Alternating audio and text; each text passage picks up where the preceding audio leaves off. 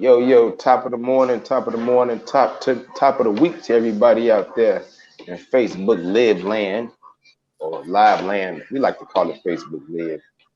I call it live. Rouse gonna call it live. You know what it is. Joe and Joe right here. Another Monday, second of the month, not the first of the month, but the second of the month. We kick off another month. Welcome to August, Rouse. What's good, man? Welcome to August, man. Welcome to August the 2nd. Full day of action here between our shows, man, with Joe, World Class Hoops Podcast. We doing that right after, man. Welcome back, man. Joe with Joe, episode 6, man. I know last week we didn't do one because me and you both been running around, go crazy the last few weeks. So Yes, we happy have. to be Yes, back. we have. Happy to be back, man. Yes. I don't need to say anything about us. Our Twitter handles, because you can see him if you watch. You know he's at King Rouse 21. You know at Joe Stuff 710. Let me just get to it. Freshly brewed. Simone Biles is accepted. She skipped 3 events last week while she was going through what's described as the twisties when the gymnasts, when they have like that mental block that stops them from performing. So she's gonna be back performing in the Beam event tomorrow. And also freshly brewed. I have on a soccer shirt, but the U.S. women's national team upset overnight. Jesse Fleming of Canada with a penalty kick in the 75th minute. They don't score. What? Not a chance for goal. Maybe we thought it was our best chance. One of the best chances for goal was the U.S. women's national soccer team, and that is not going to happen. Did you see what Megan Rapinoe said? What she had to say about that? You never ever want to lose to Canada. Well, they got beat by that Maple Leaf, man. That Maple Leaf hung that W on them. It's tough. It's really tough. So yeah, what's man. Good? So, real quick, let me say what's good to Sean J in the chat. He said Cubs because I got the shirt on. So tell Sean J, I love you, Sean J. We are gonna talk about the Cubs. Y'all go talk Rouse is not wearing that because he's sad. He's wearing that because he's a troll. Hey man, I'm wearing it because in memoriam of last weekend's deadline. Get this up real quick, man. Yeah, he's wearing that because he's a troll. So like how many people? How many people? How many people on this shirt are still left on the team? Like right here, you got David Ross. He's managing. He's on the team there. He's managing. John Lester's on the team. You got David Ross, Contreras, and Kendricks, and Kyle Hendricks. But I mean, I just think it's an interesting placement of Brian and Baez right next to each other, and how they both hit home runs with the Mets and the Giants. You got all Rizzo. 3 of them. Yeah, Rizzo hit one also in this first. Yeah, Rizzo and Schwarber. Rizzo over here somewhere. Here's Rizzo. Schwarber down here. Like just a lot of Sean J, he get the idea, man. RP Cubs, bro. RP Cubs. Exactly. That's what I'm saying. I just brought this. I just wore this on the show to say RP Cubs, man. It was fun, but you saw that meme how y'all in the first 5 years of y'all next 108. So good. RP Cubs. Will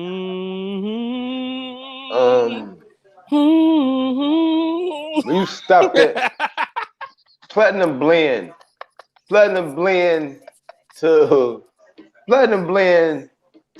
Cade Cunningham. First pick of the NBA draft the other night.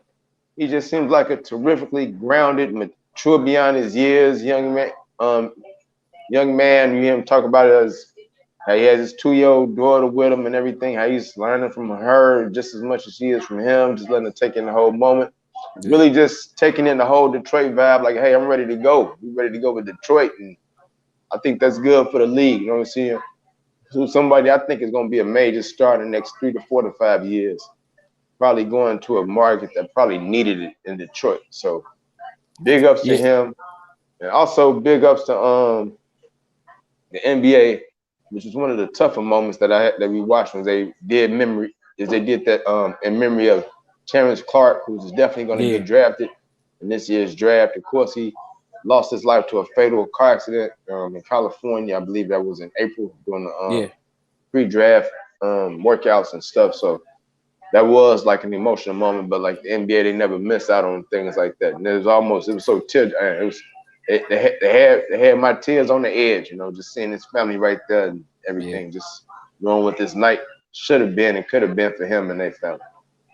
No, I agree with you. I'm sharing that with you. That's part of my platinum blend. That's also kind of the route we saw the WNBA go a year ago. Remember with after the Kobe Bryant, the incident where Kobe Bryant passed in the helicopter crash. We saw the 3 girls drafted into the WNBA right after that. So I think that's another class act. Plus, there's another precedent for this with the NBA having done it earlier, like a few years ago, with like Isaiah Austin out of Baylor because he had Marfan syndrome. So this is another example of the NBA pretty much saying like just a tragic incident that happened in life, and now they just doing the right thing here, saying like, hey man, you was on your way to the draft, man. So you are drafted by the NBA.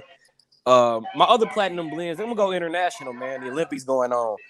Luka Doncic and Ricky Rubio, man, they've been lighting it up. They've been lighting it up every time I see Slovenia or Spain playing against each other. And actually, they played against each other recently, and Slovenia got the win, 95-87. Luka Doncic had that 48-point game earlier in the Olympics, and he's actually leading the Olympics in scoring and assists. And he got a second in assists is Ricky Rubio.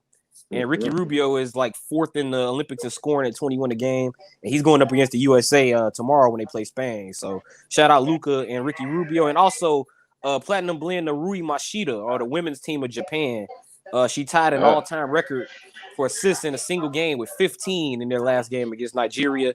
And then also Kevin Durant setting the all-time Olympic record with 23 points in the last game, passing Carmelo Anthony as Team USA's all-time Olympic scorer. So those are my platinum blends. Very international heavy platinum blend, man. You got a little bit of a mix of everything there. I ain't gonna get too much into KD. I am happy that he broke the award. It's like, look at that. It's almost like a longevity award type of thing. But I am happy that he did it. Well, let me clear that up. Hopefully they do it on a winning note. Yeah, he did it. They did it. He did it on a winning night. On a winning note, they did it. I mean, like for the whole Olympics here. I want gold. Oh yeah, you want him to get that gold. Okay, no, I'm with you on that. No, but in terms of Kevin Durant, and you said it was a longevity award. He did it in 11 less games than Carmelo. He did it in 20. Carmelo did it in 31. He did it in 11 less games, 1 less Olympic. So that's like Kevin Durant. That's why I think that's the best scorer in the NBA right there, man. Easy best player in the world. And he's the best, I guess, best scorer international wise. Yeah, man. Okay. Back to the other segment, which is also freshly brewed.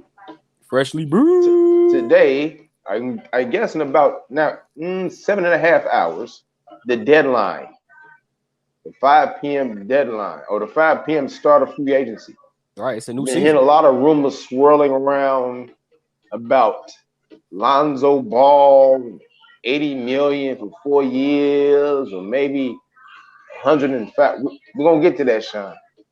About $105 million for 5 years. Hearing a lot of stuff about Lonzo Ball, and the boys might already be on his doorstep at 4:30, waiting for 5 o'clock to hit.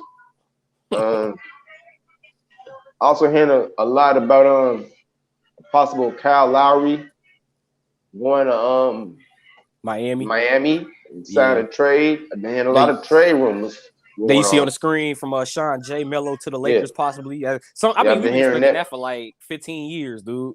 I heard a rumor about a possible CJ McCollum going to Toronto for Pascal Siakam. We already know about the official trades and Valanciunas. For Adams and Bledsoe. Going to New Orleans for Adams and Bledsoe. Saw Josh Richardson also going to Boston. Tristan Thompson, a little 3-way deal going to the Kings. Chris Dunn going to the Celtics. Along with Bruno Fernando. Is there any team or player that you're looking forward to seeing what happens with them, like in this first 2 hours or so? Chris Paul, because he opted out yesterday of the Phoenix Suns contract. Now it is reported that he's going to re-sign with Phoenix, but maybe restructure the contract. But there's also been the rumor that he might go to the Knicks. The Knicks have been interested in Chris Paul.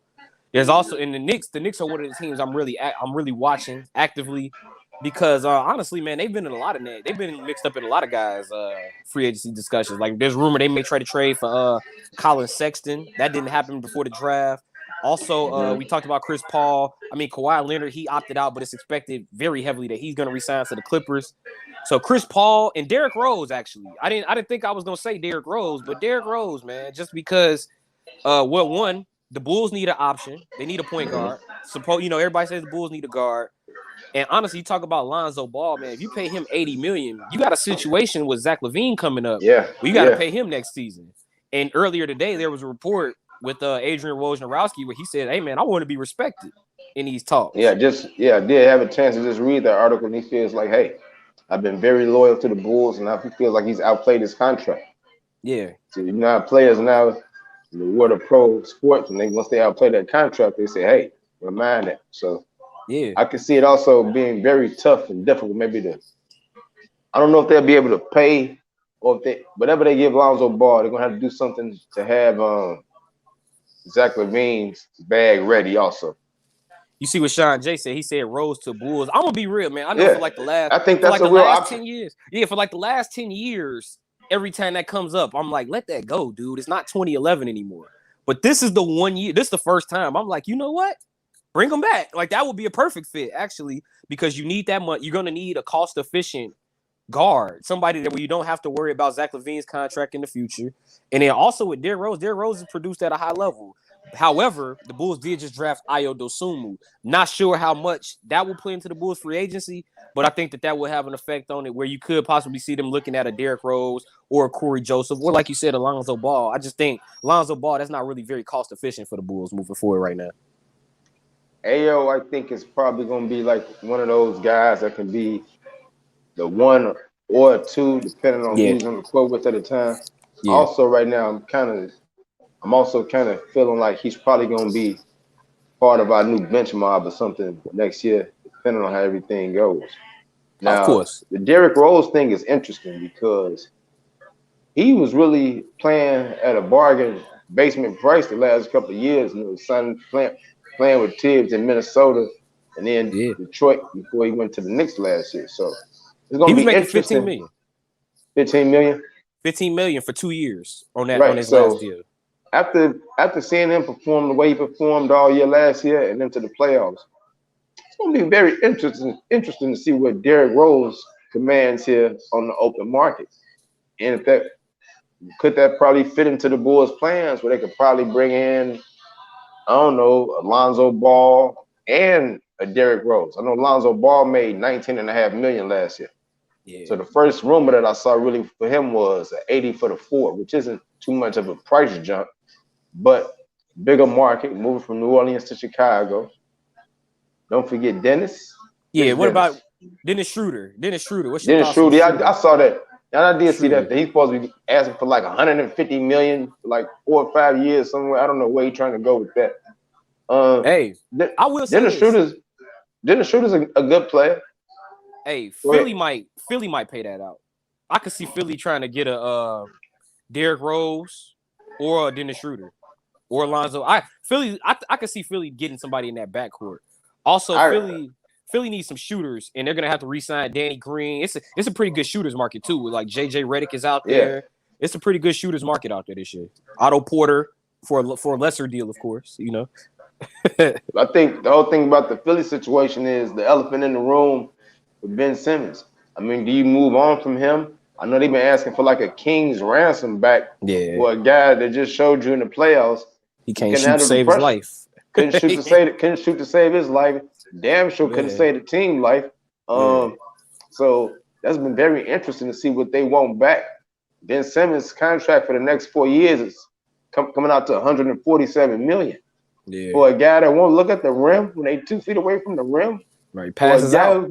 The guy who gets smacked on the wrist and just knock your whole offense out of rhythm while he's going 2 out of 10 from the free throw line in fourth quarters of playoff games.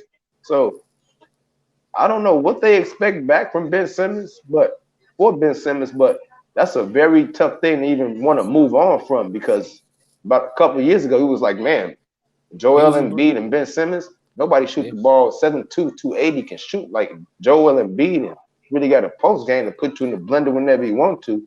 Then you had Ben Simmons, who was looked at like one of those LeBron 2.0 type things, but he just haven't developed the jump shot to go with the driving and the defense. So now he looks like he's He's a liability. And I thought, I think it really sours not just the Philly fans, maybe the organization that maybe he should have been playing like in Australia. He should be playing for Australia in the Olympics right now because Australia's in the quarterfinals. And I mean, like, yeah, I know you just ran a long NBA season, but I mean, your team was out for like a month, so you got a time to rest up. So I think maybe it would have benefited him to go play in the Olympics and maybe work on his outside shot a little bit. But I mean, he didn't choose that route. Why did he? Is that why he didn't play in the Olympics, because of the scrutiny from what happened with the Hawks or whatever? Hey, I don't know why exactly he didn't play, but I just feel like he would have benefited from going to play in the Olympics. It would have just been something, like, all right, get out there, work on your game a little bit. I mean, Devin Booker literally just lost in the finals, and he's out there Middleton playing. And Holiday. I mean, everybody just had a 6-game series, and they was right on the plane. I mean, I highlighted Booker because his team lost. I think it's a little easier for Holiday and Middleton because they, you won. Like, come on, dude. Keep playing. But it's like, dude, if you lost in the playoffs, keep going. Like, get your game better. Come back for next season. So I just think that would have been more beneficial to Ben Simmons. But also after the pandemic with COVID, and then of course a season with a lot of injuries, a lot of days off, I can understand sitting out. But I just thought he would have benefited more from going to play and working on the outside shooting, which you see a lot of in international basketball.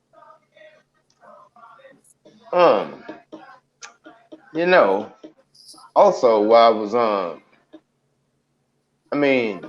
I'd tell the Lakers didn't waste no damn time, did Shout out to my good friend Chuck, who's the best man at my wedding, one of my very, very one of my upper echelon on the friend tree. He's really up there. It's my big friend Chuck. He's a LeBron fan. And he's a LeBron fan. So I was driving home from work. I think it was Tuesday or Wednesday. Can't remember which day it was.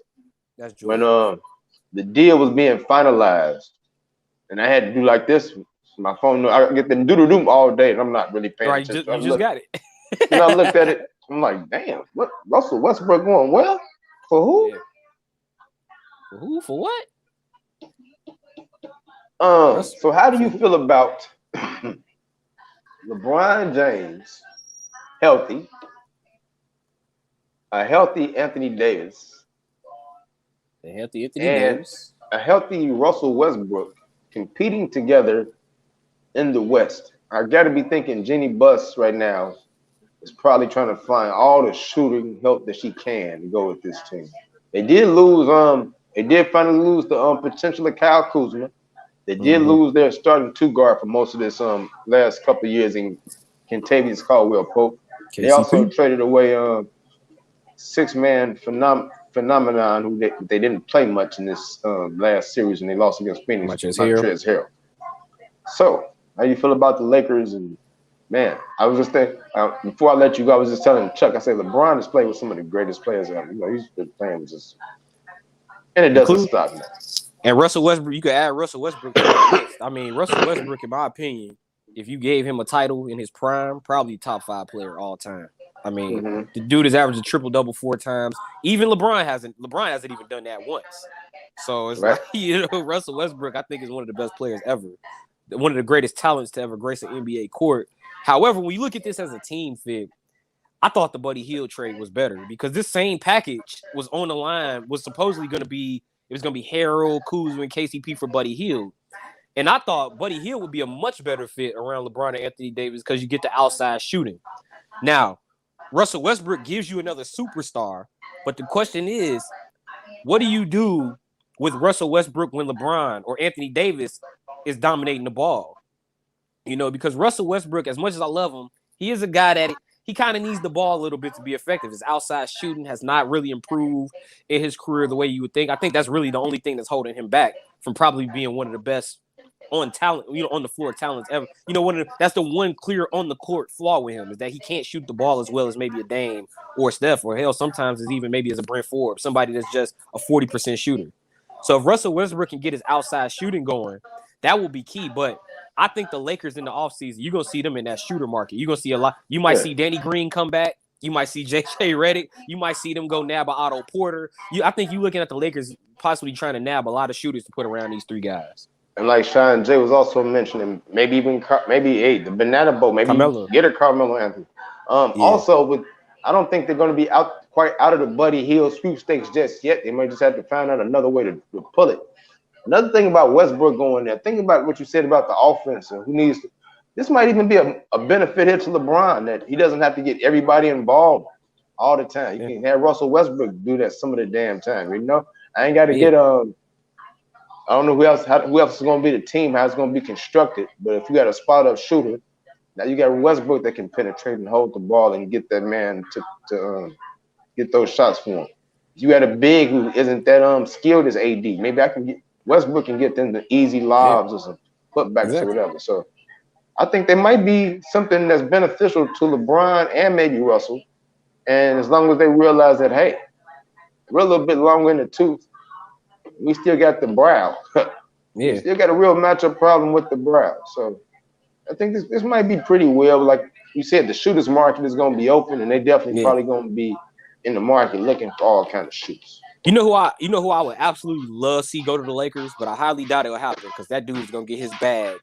I would love to see Tim Hardaway Jr. go to the Lakers. I think he would be a great fit. I think he would be a great fit on that team. If you put him now, you probably gonna have to drop the bag for him, and you probably gonna end up seeing Alex Caruso probably come back on like a short on a pay cut or something. But Tim Hardaway Jr. I think he would be a great fit for that Lakers team. In the chat, Sean J is asking how that trade will benefit the Wizards. I think it's going to be great. I think it's going to be great. People have been looking at me like I'm crazy, and I think it's going to be great. And I'm going to tell you why. Bradley Beal is a superstar. You can't deny that. Bradley Beal is great. He's a superstar. Now, he's losing a superstar guard with him in Russell Westbrook. When you look at the haul that they're getting back. Yeah. As far as Kyle Kuzma's going to get a lot of playing time now. I mean, if you feel like you really could be a 20-point scorer in this league or whatever, this will be your chance. This will be your year to unlock all that potential that you think you didn't get a chance to show out in LA. Montrezl Harrell, one of the top 6 men in the league, you know, before last year. I still don't know why they didn't play more in that series, especially with Anthony Davis struggling with injury. Last year. I don't know why he didn't play more. And you got an experienced 2 guard in Kentavious Caldwell-Pope. So and the cupboard is not bare in Washington. Remember, you're getting Thomas Hamilton back. Thomas Bryant back this year, who suffered the ACL injury last year. Shout out Thomas Hamilton, though. I know who that is. Davis Bertans, who you know is a sniper. I thought Rui Hachimura had a pretty good, solid second year last year. Very under the microscope. Decent Olympics too. Decent Olympics. Yeah, he's at the Olympics right now playing with Japan. And they had a pretty good draft pickup last week, and they pick up Corey Kispert from You beat me to that. You beat me to that. Yeah, 6'7" and can shoot. So I'm really thinking his free agency starts in about a little more than 7 hours and 9 minutes away when people start getting the real bag, before that bag start dropping. Man, I feel like they're really down there about one free agent away from really making some noise in this East field. You got to think about what we just saw in the East. Before the season started, we talked about the Bulls and the Hornets and the Knicks and the Hawks and all them being like in that one little bubble or whatever. And the Hawks beat the Knicks on the road and they didn't went to the ECS. Who went to the ECS? Now you got people that's going to want to go play with Atlanta. They made a couple of tweaks and they was there. While we talking Atlanta, that's one of the more impressive playoff runs in recent years, actually, man. Like, you know, yeah, I think so. To beat the Knicks they dominated that series as the 5 seed. And then to beat Philadelphia, like as the way I know Ben Simmons helped them out, but Trae Young, the way he played throughout that playoffs, that still is one of the more impressive playoff runs, though. And also, after they beat the Knicks, the loss of DeAndre Hunter. Yeah. And still able to beat Philadelphia on the road. I mean, to come back from a 26-point deficit in game 5, I mean, Nate McMillan, like I say, found them a coach probably by mistake. You know what I'm saying? Took off the intern label. Thank you. And that's what happened. Right. You caught that on air. Hey, that's when I'm Joe Stradamus. Joe Stradamus, man. Hey, my thoughts on the Wizards. My thoughts on the Wizards, though, they got Bradley Beal, man. I think you're just going to see the ball in his hands more. I mean, think about what they did with this team. You put more shooters around Bradley Beal. You put Corey Kispert, like Joe said in the draft. You had a KCP. I know a lot of Lakers fans may have you thinking that KCP is trash. That dude is not trash. That dude is a very solid contributor. Kyle Kuzma, I mean, I mean, it's kind of a make or break situation for him because I mean he's been on the Lakers behind like LeBron and Anthony Davis, but if you really had that talent, here's your chance to show it in Washington. Mm-hmm. And Montrezl Harrell, I thought he was grossly misused in the playoffs, and I think a lot of that had to do with DeAndre Ayton's height more so than Montrezl Harrell himself. But when Andre Drummond is out there missing layups and he getting cooked in the pick and roll, you got to do something, man. So I think I think the Wizards got a good haul back for Russell Westbrook. But I mean, like Joe said, in terms of the East, I mean, they were an 8 seed last year. Mm-hmm. They were 8 seed last year. Miami might be getting better. Boston could be decreasing. Atlanta, will they be back? New York lost pretty much everybody that was fun to watch on that team in the playoffs. So it'll be interesting to see what happens in the East with Washington next year. Yeah, man. So yeah.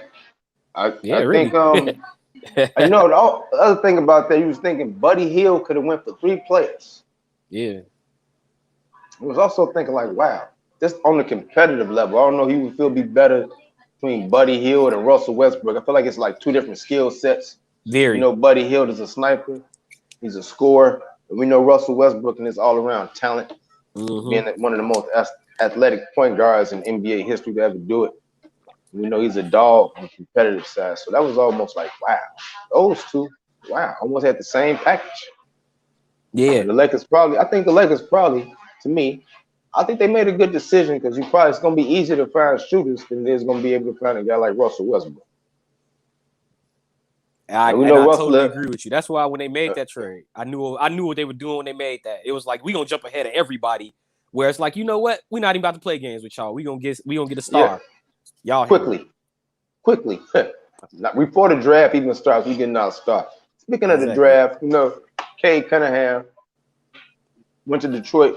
Any other standout picks from Thursday night? Yeah, man. The draft was real interesting because I think I was right on the top 5 with the exception of where 4 and 5 were gonna go. Because I thought that was a slam dunk to Toronto. I thought Jalen Suggs was gonna be a Raptor, but they went with Scotty Barnes instead. So you know what I thought about that pick, Scotty Barnes? I said another Florida State 6'9" guy, sixth man of the year, goes right at number 4. To a team that wears red and black. Yep. That ends with an O. With Toronto, an O. Chicago. 6'9". Williams, Barnes. So exactly, Scotty Barnes can flat out score. He scores in a multitude of ways. I thought he would have been.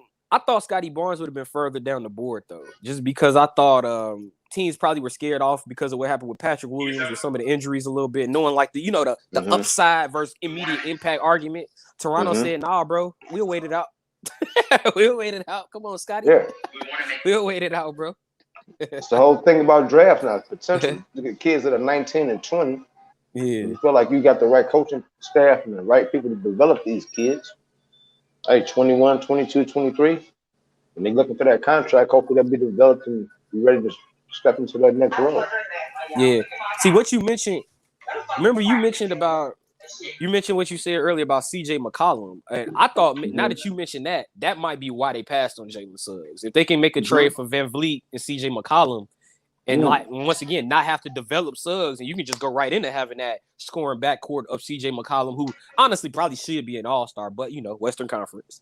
And you put him with Fred Van Vliet, I think you got a good backcourt. It's a matter of what they do with Pascal Siakam though moving forward. That's gonna be worth watching out for. I think also worth watching out for is what happens today with Kyle Lowry. Do they try to sign and trade him to Miami? Maybe get a Kendrick Nunn back. Maybe get a Duncan Robinson back. Tyler Hero, one of those young guards or something. Maybe a couple of them back from the Heat. I think Miami supplement with their own backcourt. Like you say, Van Vliet. Hey, speaking of Miami, I'm glad you mentioned that. I think they living dangerously only qualifying offering Duncan Robinson, man. Like I feel like somebody gonna throw the bag at him, and Miami might not be able to match it. Because remember he got a $2 million. He's got a $2 million qualifying offer, meaning somebody can heavily overpay him what he's worth, or pay him what he's worth, or overpay him. And Miami's gonna have a chance to match it, and I just don't think Miami's gonna be able to match it. Trying to do it with a Lowry Jimmy Butler backcourt. And also remember Goran Dragic. That it's rumored that it'll be a sign and trade with Dragic for Lowry. So if that's the case, could be Van Vliet and Dragic in Toronto with Lowry and Butler in Miami. Don't forget Victor Oladipo also. Yeah. Still, what's the plans for him now? Coming off the surgery, and what's going to be his value when everything starts in about 7 hours and 2 minutes. 2 minutes. 7 hours and 2 minutes. I hope somebody come to my door. like hey, got a bag for you. Hey, Joe Gregory, we want you to play. We're gonna give you the minimum offer for 6 months. They're gonna give you that mid-level. They're gonna give you that mid-level exception. That mid-level Larry Bird exception or something. Or that veteran minimum or whatever. Hey, they give me that. They give me that minimum Chicago wage contract, like 1 year, 80,000. This is more money than I've ever seen in my life. So yeah, man. That veteran minimum. One guy we haven't mentioned though is DeMar DeRozan, man. Oh yeah, he can really be DeMar like DeRozan. I think DeMar DeRozan is in a situation where he's really been like he's super loyal to Toronto. I mean, the value that you get between, you trade for him and a Kawhi Leonard, you're not gonna get the equal value back. But I thought San Antonio did as well as they probably could in getting that trade back. Mm-hmm. He's been loyal to them. Been a good guy to help develop some of those young guys, DeJounte Murray, Keldon Johnson, Lonnie Walker IV, some of those young people. But now he might be looking at it like, you know what? I'm getting a little bit long in the tooth. I'm still productive though. Might be feeling like, oh, okay, who's gonna call my agent today that's gonna have a real chance to get a ring? And Kyle Lowry's got one. He's stayed there with Kawhi. I don't have a ring yet. We saw what happened to Chris Paul. Hey, just happened to be in the right situation with Phoenix. I mean, and DeMar DeRozan, that productivity, that's the guy that can get 20 points in this league still. So, you put him on the right team, he's almost like if you got a couple of superstars, he's almost like a big three for you if you can get him in the right spot or whatever. So, I don't know the rumors of where he's really could be headed to. I don't know what you've heard. Yeah. I haven't heard anything. Just usually him and Kyle Lowry are kind of linked, but I don't think Miami's gonna be able to swing that to bring both of them in. Going back to what you was talking about, you talking about the draft. It was 3 guys. It was two of them I didn't get to mention on my draft show the other day, which was Josh Giddey out of Australia, who went pretty high to the Thunder. He went number 6, and I've been following him for the last year, so I was mad at myself that I didn't mention that. And then Davion Mitchell, who went to Sacramento. Went very high. You thought that was a little high? No, I thought Sacramento just was more guards. More guards in Sacramento. It's not a bad pick. Not a bad pick. Just It just makes me feel like I don't know if they're gonna be able to keep Buddy Hield. Yeah. Or if they're probably trying to move him to get something else. Davion Mitchell. You grabbed Tyrese Halliburton. You get Tyrese Halliburton last year. You already know about De'Aaron Fox, how great he is. Sean J said he said DeRozan to the Suns. And also he said he liked the Franz Wagner pick to go with Mo Wagner in Orlando. Yeah, I liked that pick to go with. I mean, Jalen Suggs is going to be the one to keep it all together. I think he was. Now, if the Bulls could have found a way to get that kid, I would have been like, go do it. But you got to move. Go get that pick. Jalen Suggs is going to be throwing lobs. So both of the Wagners going to be throwing them to Carter Jr. Markelle Fultz, I think, is going to be real key for them as he comes back from his injury. You have a backcourt with Jalen Suggs and Markelle Fultz. Mm-hmm. They really on their best behavior. It's a nice dance team back there. So Orlando and OKC, they were in good spots. They needed everything. So it was like they pretty much needed everything. Yeah, you basically get the best thing available. Right. And if you got the head of the snake available, you got to get the head of the snake in these times. If you got a great point guard out there, you need one, you better get him. I think Corey Kispert might be the steal of the draft because of how well he shoots. I think he might be the steal of that first round. But I also think the player that probably went the lowest, that should have went a little higher, was James Bouknight to Charlotte. Okay. I think Charlotte. Yeah. I think Charlotte really got another. They pretty much got a steal 2 at 11 to put him with LaMelo Ball and Miles Bridges and PJ Washington, Terry Rozier. I think they really got a steal getting another 6'5" wing that averaged 18 a game in UConn last year. Look out for James Bouknight with the Hornets this year.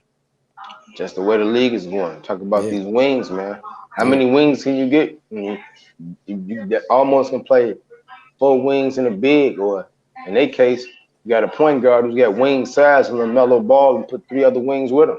Yeah. One that can score in both night. You got another one that can jump out the building and Miles Bridges when you bring him off the bench. And you got PJ Washington who's just a little bit of everything. Go down there and bang with you and still stretch you out and make threes. So yeah. Very good work down there, Michael Jordan, Charlotte. All right. Shout out Charlotte, man. Charlotte's slowly making a rise in the East, man. You know, they got into the play-in game last year, you know.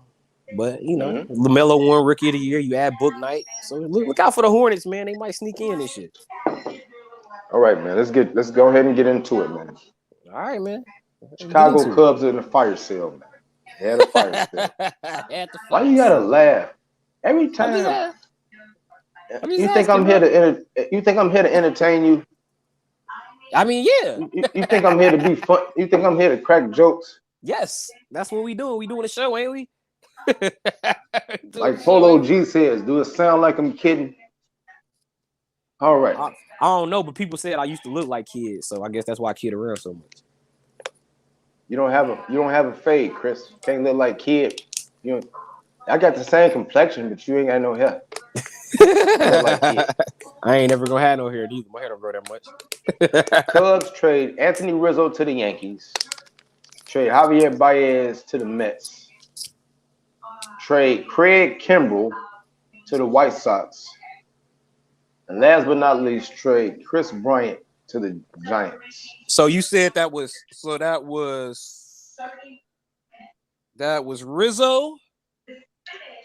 That was Baez over here. And that was Chris Bryant. Okay. That's 3. Those 3. You know, it's a lot of things Look at this I don't shirt. like to talk to Look you at this about. shirt. Who else is left? Joe? Almora, Ross. Arrieta, Baez, Bryant, Chapman, Coughlin, Contreras is left. Edwards, Contreras, Fowler, Cal Hendricks, and Ross. Hayward, Zobrist. You said Ross? He don't even play no more. He the manager. So why are you doing this to me though? Why are you laughing every time you do?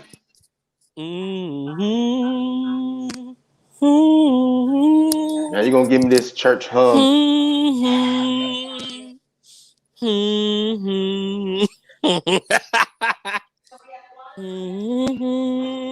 Hey,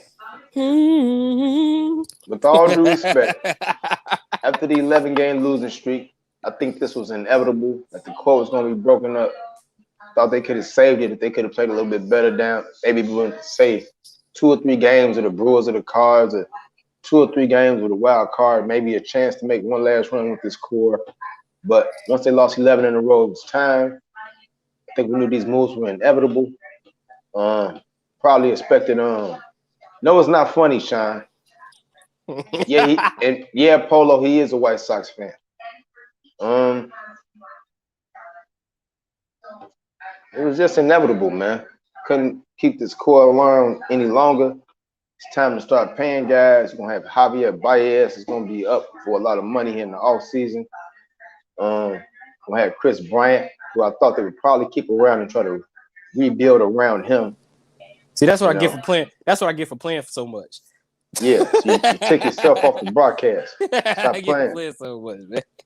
But yeah, like I was saying, man, you got Chris Bryant, who we both thought they were gonna probably keep around and throw the bag at, but when they traded him, like, hey, why keep Chris Bryant here?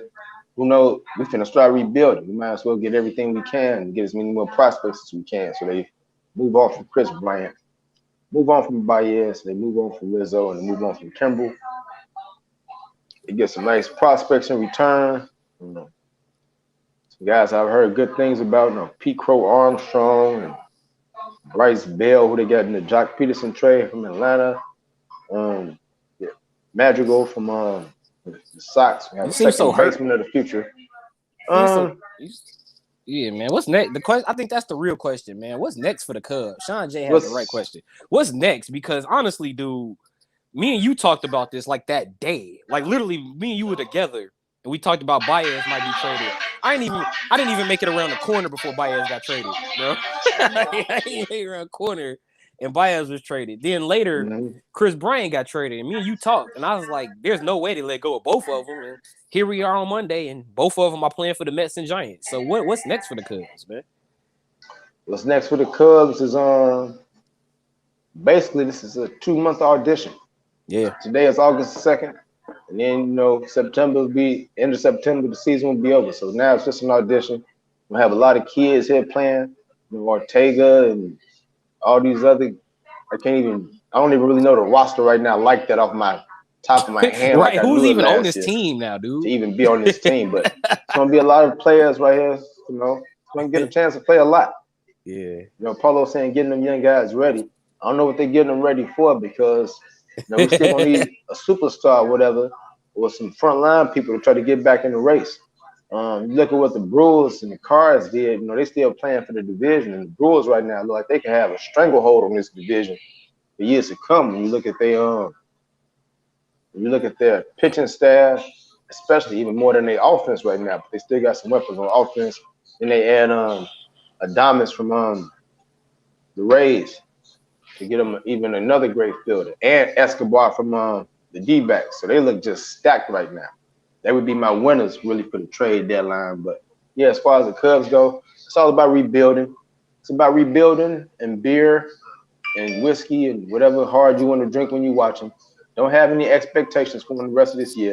That way you won't be disappointed. And if you do that again with that shirt, I don't know where you at. I don't know if you're in the hundreds. I don't know if you're on the west side. But if you keep doing that with that shirt, I'm gonna come outside in my pajamas and my flip flops. I'm gonna look for you, and I'm gonna do something to you about that shirt. You need to look for the guys on this damn team because ain't none of them playing for the squad. I do have some of these guys back. I do. You little troll. You. I do have a question though. I do have a serious question for you. Okay. That I didn't write in the rundown, but I did mean to write in the rundown. Nah, so, who do you think of all the Cubs that just got traded? Who do you think has the best chance to win a World Series this year? Is it Peterson with the Braves? Is it Kimbrel with the White Sox? Is it Baez with the Mets? Is it Rizzo with the Yanks? Or is it Chris Bryant with the Giants? Kimbrel with the Sox, man. Kimbrel with the Sox, because I think that's what they need. They needed somebody a little bit more sure-handed in their bullpen, somebody to be their closer. So now you put him along with Liam Hendricks, you strengthen up the back of that bullpen, and on top of a Sox team that already can give you that offense. You're talking about Tim Anderson, Moncada, and Abreu. I mean, the Sox had a hitting, the Sox had a pitching. The only thing is, will they be healthy, man? Will they be healthy come October to lock it down, man? So I think the Sox were one of the major winners of the deadline. I actually think the Cubs won too, man. I actually think the Cubs won the deadline too, in the sense that you unloaded all. I didn't expect them to unload everybody, but they didn't do a half-ass rebuild. They said, "Nah, bro, we throwing it all out. Get rid of everybody. We don't want nobody back, nah." So I got to shout out the Cubs for that. So they had the garage sale, and it was team. And Yankees like, I didn't know you were selling a first baseman right here. Man. Left handed first baseman. We need a left. Polo. Tell Polo to get off my line. Sean J said he think Rizzo with the Yankees, he got the best chance of winning the World Series. I don't know if they got the pitching to hold up, but they did get some bets. They got Rizzo. They also got Joey Gallo from Texas. Schwarber. So they got the bets. Then they had Schwarber. That was the Red Sox. Red Sox, right? Okay.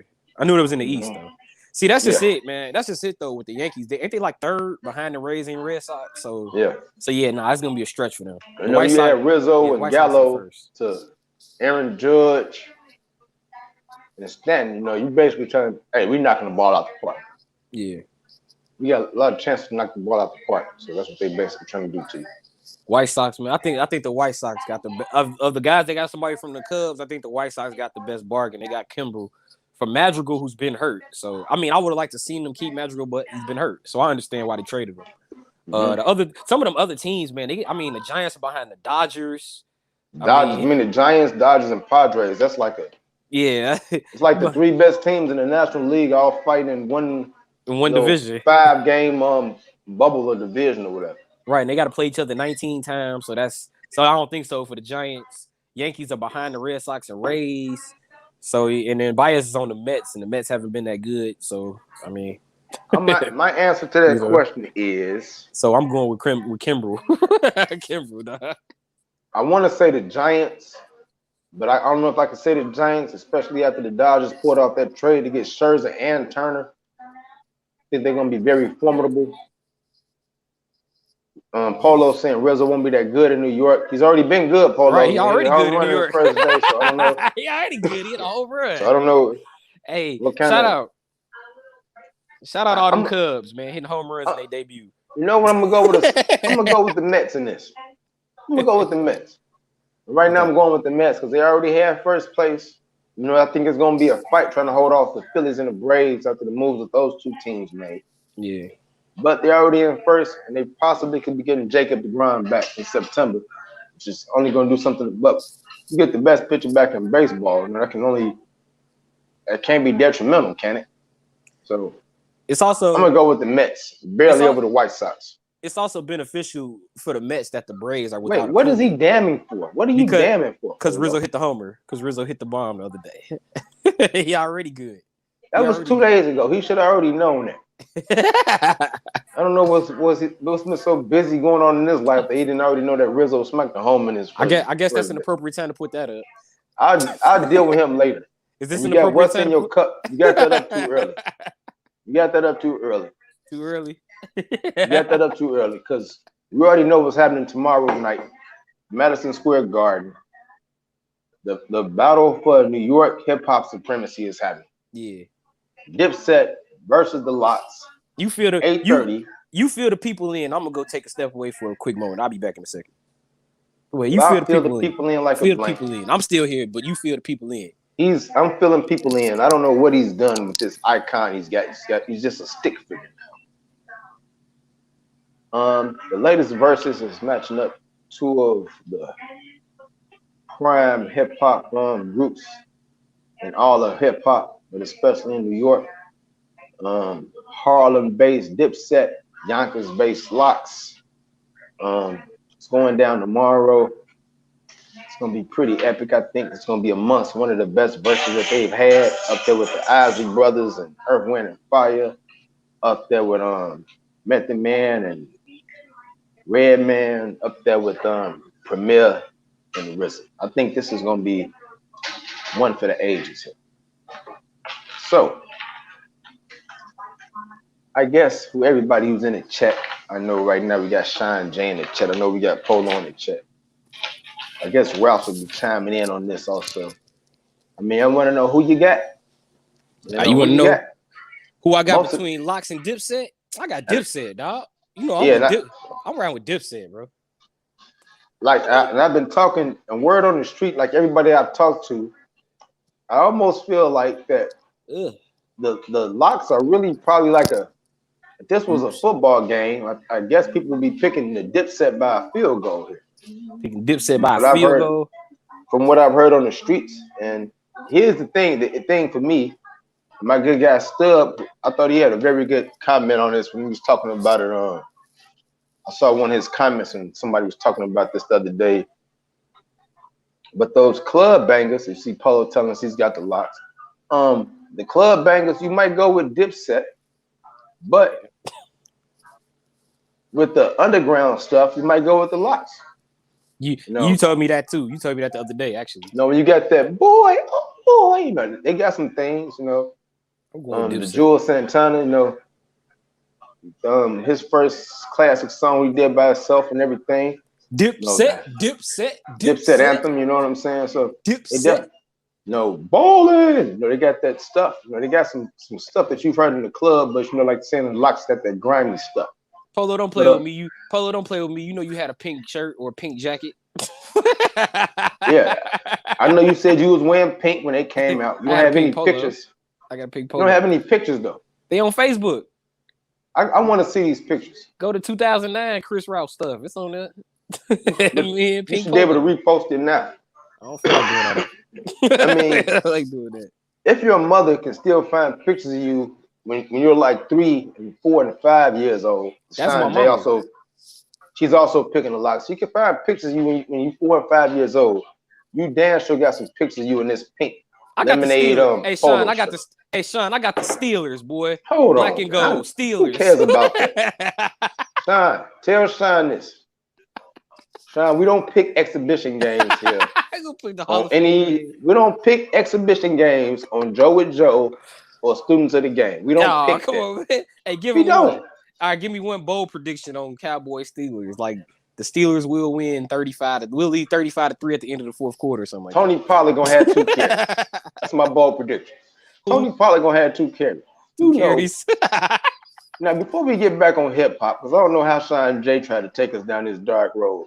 You already know. How long you done know me? 5 years or so? Yeah, 5. How long you been doing stuff with me for what? 3, 4 years, however long you been? 5 years. 5 years. 4, 5 years, yeah, something like that. You know damn well I don't care about no exhibition football. I know you don't, man. Hey, What do I care about? What do I care about exhibition wise, Chris? Dude, we are a fan interaction show. If they ask questions that we might not necessarily want to answer it, but we still address it, bro. All right, let me address this. See, even he get it. He laughed. He laughing out loud because I'm laughing. I don't pick. See, look at that. Everybody going Steelers. And they said that because they want to get a rise out of me. I don't care if the Steelers win. Great. Who cares? We're 44-0. I don't care. It is like honestly, it really don't matter. It's preseason. It's like dude, an exhibition. They playing 4 preseason games. They playing three preseason plus the Hall of Fame. It's like the preseason matters even less now than it already. And before did. we get back on that, and before we get back to this Dipset Locks thing, I know you've been hearing the thing. Troy Polamalu, who's going to be enshrined, is tested positive for COVID, and now they don't know if he's going to be cleared enough in time to even go get his Hall of Fame induction in Canton. I don't know if they're going to do a Zoom thing yet. So that did happen over the weekend. You know, still the great Troy Polamalu testing positive for COVID ahead of his enshrinement into the NFL Football Hall of Fame. So that's going to be very interesting to see how that goes over. Now back to this Dipset Locks. Now let me say this: the prayers up to Troy Polamalu. Don't want to see anybody catch COVID, obviously. No. But now, like you said, going back to the hip hop thing. Look, for all you old hip hop heads, Dipset. I like the Locks individually, but them album covers like the We Are the Streets, that's like one of the worst album covers I've ever seen. I've said that on shows before. Don't want no smoke, Locks. I'm a fan of y'all individually. I don't want no smoke individually. I like them individually, and I don't want no smoke. But I don't like the Locks as a group. I like them individually. Like when Sheik Luch's his verse on All About the Benjamins. Jada Kids got Why, Knock Yourself Out, all his mixtapes. Styles P put out G-Host, like what, 4? Damn, that was 4 years ago? Like 4 years ago, put out G-Host. That was pretty good. And then, of course, I get high. Good times, yeah. So, I'm a fan, but Dipset. Hey, man, I wasn't necessarily talking to nobody in general, but, that's how you feel. That's how you feel. Polo says, who are you calling old? Well, I'm thinking about people older than me. Also about this Dipset Locks thing. You say the old hip hop heads. I feel like both of these groups was really out around the same time. They really started hitting around the same time. Like I was talking to I met a guy last week while I was working that actually been living in Harlem for the last 15 years. That came to work with it over the I was doing the lacrosse stuff in Naperville. He was like, I asked him what he had. He said, the Locks. I mean, he said he had Dipset. I'm sorry. So, like I say, Dipset got like those that's a little the club stuff, and I think the Locks has that underground stuff, which has made them underdogs in this. Wait, he was from Harlem? Yeah, he says he's been living in Harlem the last 15 years. That's a little biased. That's Dipset. So, yeah, but how biased? You're not even going by music. You're going by artistic impression. How do you know what I'm going by? You didn't ask me about music. Covers. You didn't ask me that. And you're calling us like old hip hop heads when they both been out at the same time. I want you to go back into the library and see how many songs that they performed together on. DJ Clue. Locks was out a little bit before. Noriega first album. Locks popped a little bit before Dipset. They popped in the 90s because Dipset was hot when I was like 12, 13. So that's why I ride with Dipset. That's why I ride with Dipset because that's my era. That's like I told you, we did this last week. When G Unit and Dipset was hot, I was the G Unit head, but I seen everybody rocking Dipset. So I understand. That's why I'm like, yo, for the Dipset to still have that presence with a group like G Unit still around, that's why I'm riding with Dipset. I'm going with I don't know. I feel like I should go get some syrup and get me a waffle.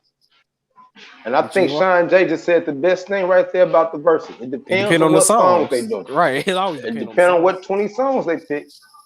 So ain't nobody gonna keep looking at me in the face and keep being disrespectful. It's really this is probably the most even verses that you could have. Stop flipping up that damn Cubs shirt.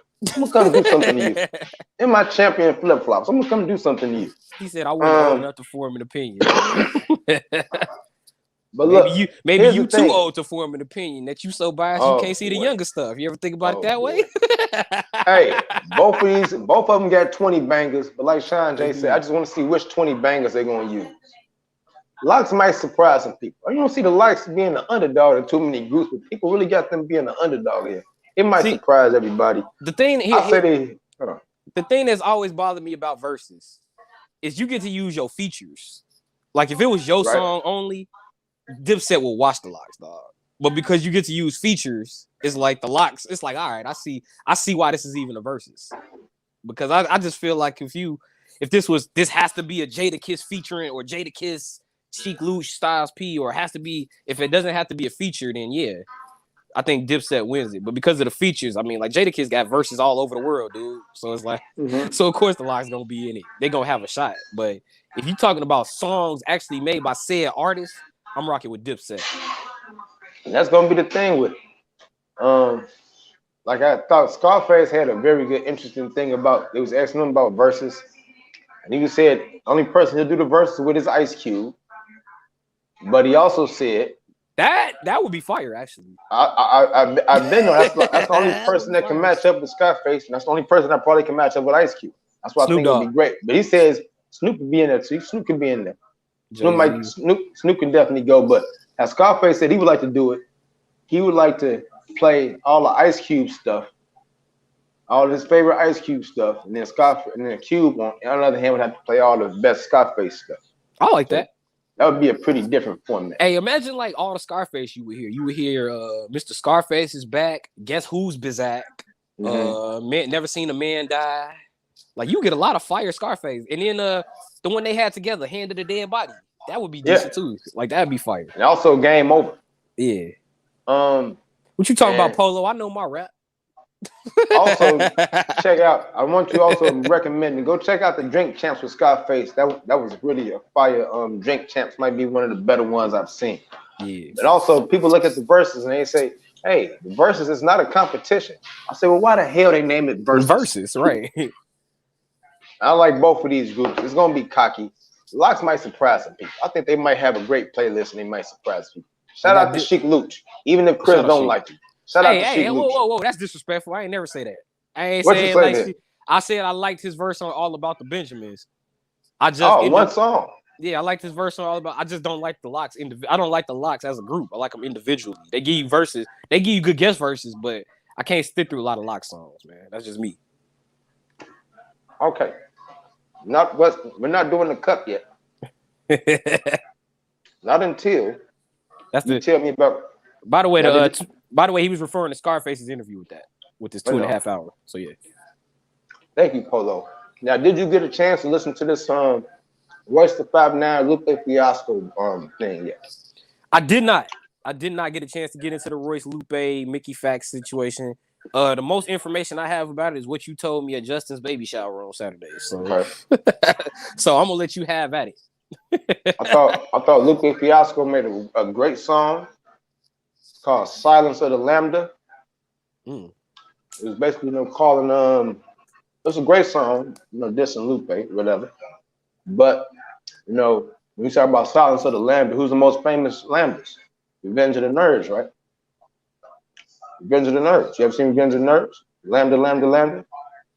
I haven't seen it, but I know Lupe had a mixtape series called Revenge of the Nerds, so it makes sense. Right. So he came back on Lupe, came back on Royce the 5'9". I thought he won round one. If they're gonna keep going back and forth, I thought Lupe won round one. Like I told you, like I told my good friend, Best Stuff, aka Harmon Reese. Like I told him, and these disses. If you go second, I think he kind of got an advantage. You did. Even his greatest takeover was when Jay came at Nas. You still remember when Ether came back? Yeah. Even when NWA was dissing the Ice Cube. You remember when No Vaseline came back? Remember No Vaseline more than anything. So yeah. Right. So well, what about Hit 'Em Up? That was first. Hit 'Em Up, yeah. That was first, yeah. So Pac was different. Pac was different. That was first, yeah. Yeah, I say just Pac was different. I am actually trying to remember the name of the actual track that Lupe is dissing Royce the 5'9" on. But he actually named it. But I thought it was a great track and he won. But then I wasn't expecting Mickey Factz to actually get in this also. So Mickey Factz also put out a track that's called Wraith that was also dissing Royce the 5'9". The 5'9". And then I watched Royce the 5'9" on the live, actually get on Crooked Eye and the rest of the Slaughterhouse, got on Joyner Lucas and some more people about not coming to his defense, not making up songs about man, these why people. y'all ain't help me? Like Mike from the Wood. Man, why y'all ain't help me?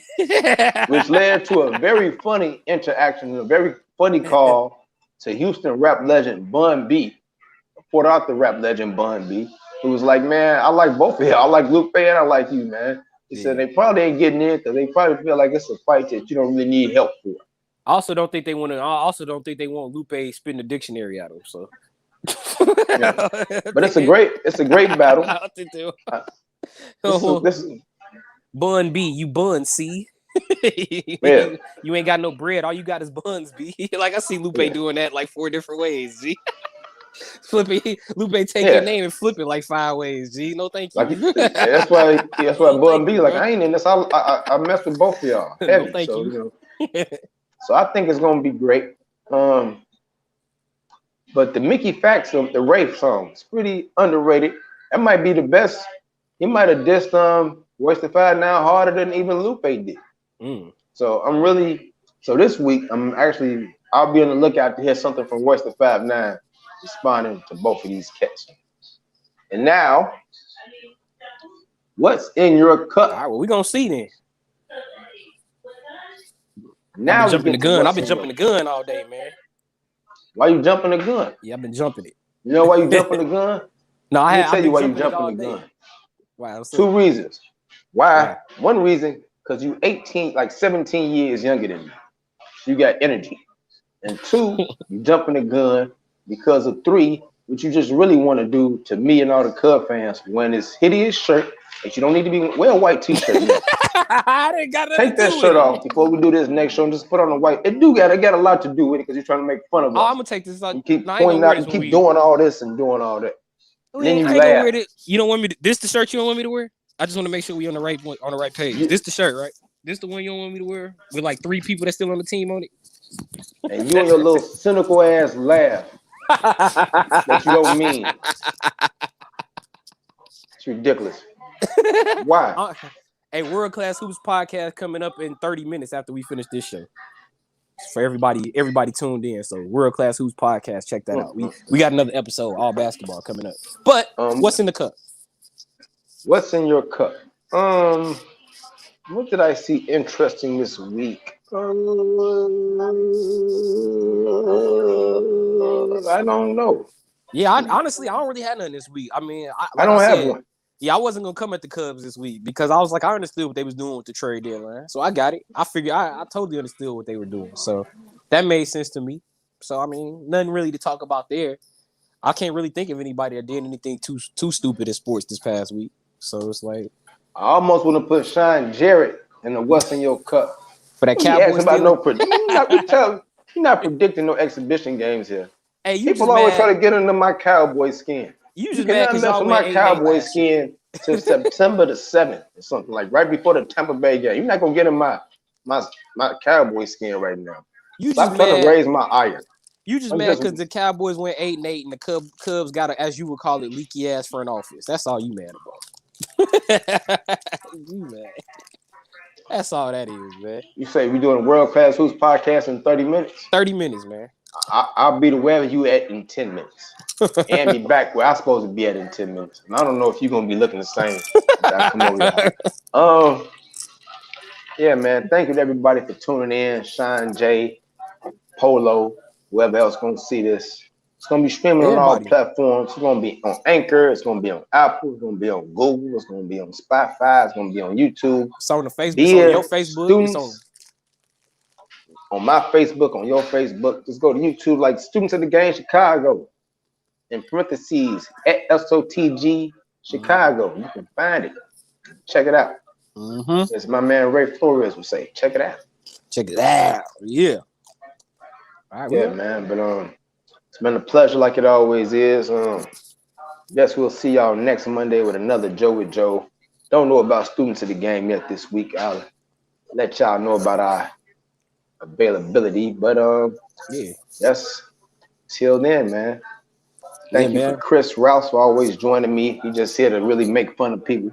You know, if you're a Cuz fan, I know y'all want to get him just as bad as I do. Mm-hmm. If y'all could get in line before me to get him, y'all can. And he keep doing that humming stuff, and I don't like it. So for Chris Rouse, I'm the Joseph Gregory. Joe with Joe. We out of here. See y'all next time. Yeah, we out. World Class Hoops Podcast, 30 minutes.